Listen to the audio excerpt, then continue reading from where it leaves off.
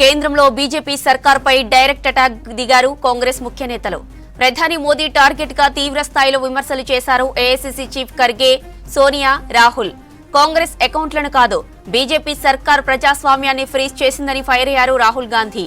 వ్యవస్థల్ని చేతుల్లో పెట్టుకుని వేధిస్తున్నారని విమర్శించారు. తమ అకౌంట్లో ఫ్రీజ్ చేయడంతో ప్రచారం చేసుకోలేకపోతున్నామని తెలిపారు. రాజకీయ పార్టీలు ఐటీ పరిధిలోకి రావన్నారు ఏఐసీసీ చీఫ్ మల్లికార్జున ఖర్గే. కాంగ్రెస్ ను కావాలని ఐటీతో ఇబ్బందులు పెడుతున్నారని ఆగ్రహం వ్యక్తం చేశారు. కాంగ్రెస్ ను ఆర్థికంగా ఇబ్బంది పెట్టే కుట్ర జరుగుతోందని ఆరోపించారు సోనియా గాంధీ. కాంగ్రెస్ పార్టీ మీదే టార్గెట్ ఎందుకని ప్రశ్నించారు. కేవలం కాంగ్రెస్ పార్టీ అకౌంట్స్ మాత్రమే ఫీజ్ చేశారన్నారు అజయ్ మాకేన్. కాంగ్రెస్ అకౌంట్లపై ముప్పెట దాడి జరుగుతోందన్నారు నేతలు. Issue affects not just the Indian National Congress. It impacts our democracy itself most fundamentally. A systematic effort is underway by the Prime Minister to cripple the Indian National Congress financially. Funds collected from the public are being, money from our accounts is being taken away forcibly. However, even under these most challenging circumstances, we are doing our very best to maintain the effectiveness of our election campaign. The electoral bonds have benefited, as everyone knows, the BJP hugely, massively. On the other hand, the finances of the principal opposition party, the Indian National Congress, are under a determined assault. This, we all believe, is unprecedented and undemocratic. All our bank accounts have been frozen. We can do no campaign work. We cannot support our workers. We cannot support our candidates. Our leaders cannot fly from one part of the country to the other. Forget fly. They can't take a railway train. And this has been done literally 2 months before the election campaign. Why has it been done? One notice comes from the 90s. Another notice comes from 6-7 years ago. Quantum amount, 14 lakh rupees. And punishment, our entire financial identity. What's interesting to me is that there are institutions in this country that are supposed to protect the democratic framework. There are the courts in the country, there's the election commission in the country, right? And nothing is happening. The election commission has not even said, wait a minute, you have frozen the bank account of the largest, of one of the biggest political parties, largest opposition in the country. And already our ability to fight the election has been damaged. We've already lost a month. As Makanji said, we are unable to get slots for advertising. We are unable to put ads in newspapers. And so what sort of a democracy is this? This is a criminal action on the Congress party. And it's a criminal action done by the Prime Minister and the Home Minister. It's very clear. Now, even if our bank accounts are unfrozen today, huge amount of damage has been done to Indian democracy. And no court is saying anything. No election commission is saying anything. No institution is saying anything. Media is not saying anything. It's ridiculous. And it's your duty, and I'm not just speaking to the media, it is the duty of all the institutions of this country, it is the duty of the people of this country. You're being robbed of your most important asset. You're being robbed of your constitution, you're being robbed of your democratic structure, you're being robbed of the entire architecture, and everybody's just quiet. ये criminal action है Congress party के खिलाफ और हिंदुस्तान के लोकतंत्र के खिलाफ, और ये criminal action हिंदुस्तान के प्रधानमंत्री कर रहे हैं. బీజేపీ సర్కార్పై కాంగ్రెస్ నేతల విమర్శలకు సంబంధించి మరిన్ని వివరాలు మదార్ అందిస్తారు. మదార్, కాంగ్రెస్ విమర్శలను ఎలా చూడవచ్చు? జ్యోతి, సరిగ్గా ఎన్నికలకు 2 నెలల సమయమే ఉంది. ఇలాంటి సమయంలో కాంగ్రెస్ పార్టీకి సంబంధించిన బ్యాంక్ ఖాతాలను ఫ్రీజ్ చేసినటువంటి అంశం పైన కాంగ్రెస్ పార్టీ అగ్రనాయకత్వం తీవ్రంగా విమర్శలు చేసింది.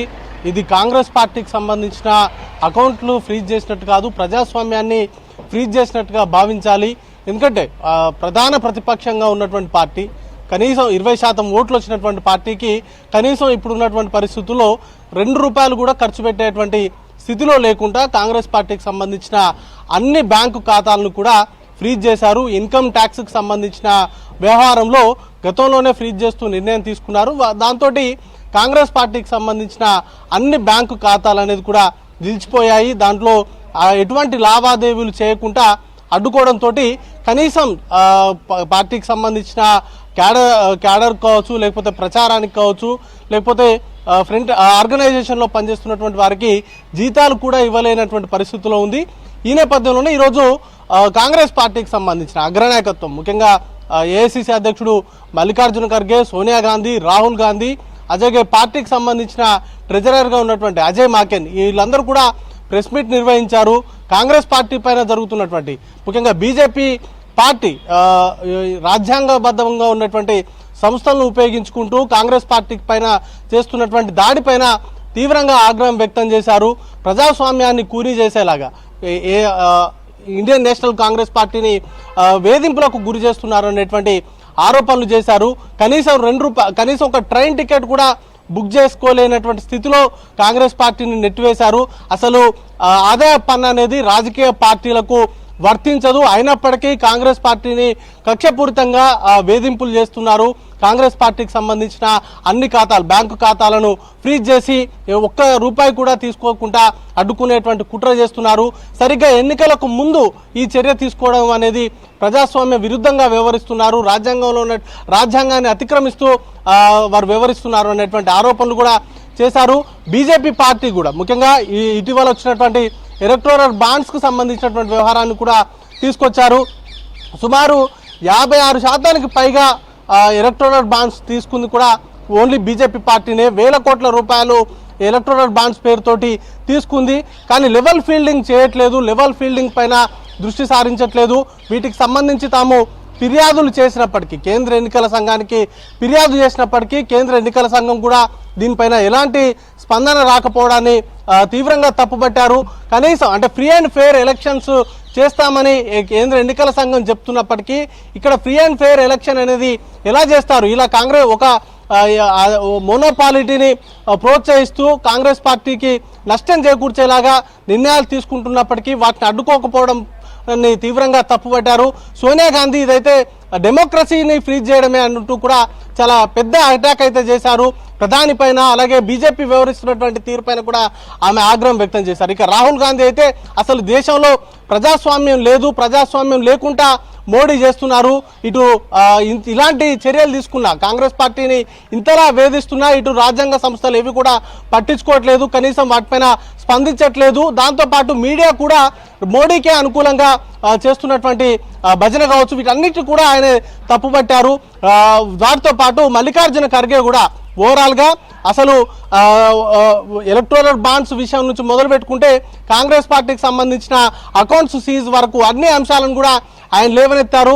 ఏకపక్షంగా కాంగ్రెస్ పార్టీని దెబ్బతీయడమే లక్ష్యంగా ఎన్నికల ముందు కావాలని ఇదంతా చేస్తున్నారు అనేటువంటి ఆరోపణలు కూడా ఆయన చేశారు. ఇక టెక్నికల్ గా ఇష్యూస్ ను కూడా ఇటు అజయ్ మాకెన్ వివరించారు.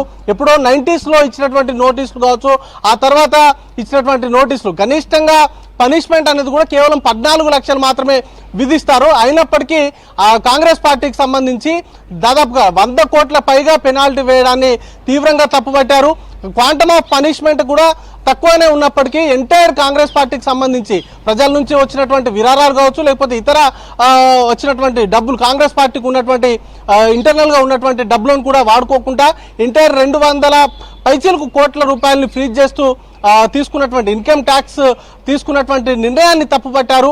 కాంగ్రెస్ పార్టీకి సంబంధించి దీనిపైన న్యాయ పోరాటం చేస్తుంది.